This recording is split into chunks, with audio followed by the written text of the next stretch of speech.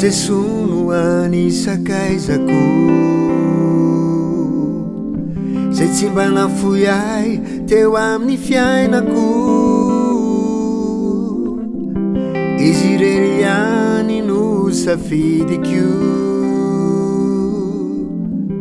ka nolorako ny fitiavako. Zaho ty satrisy tia mialo iatsarapo tsy ho voatanisako. Izy no fiainako manomboky izao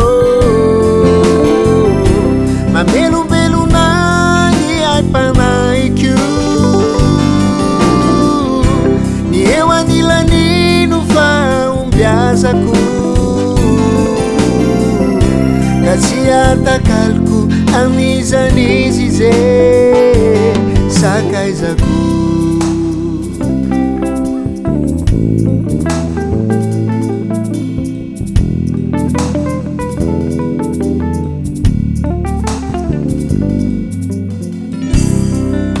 Jesoa no rehareako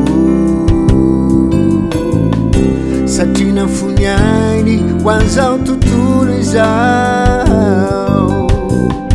Tsy nisy navitany zava-bitany lay nanolorany ny farafitiavany. Izy no fiainako manomboky izao mamelombelona ny aim-panaiko. Ny eo anilanino fa ombiazako ka tsy atakaloko amin'izanizy zay sakaizako. Sakaizako, sakaizako.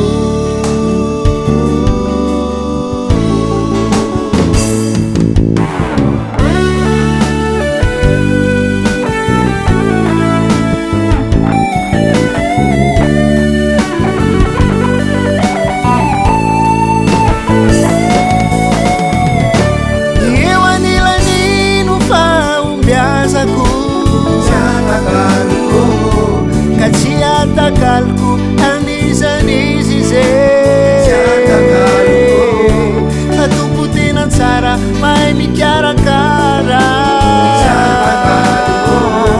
Ka tsy atakaloko amin'izanizy zay sakaizako. Sakaizako, sakaizako, sakaizako, sakaizako, sakaizako, sakaizako. Izy mba namako, izy ny sakaizako. Sakaizako, sakaizako. Jesu, Jesu, Jesu, sakaizako. Andriamanitra tsy mafoy izy sakaizako. Tena ty izy sakaizako. Maso no memboninaitry sakaizako. Aza ho azy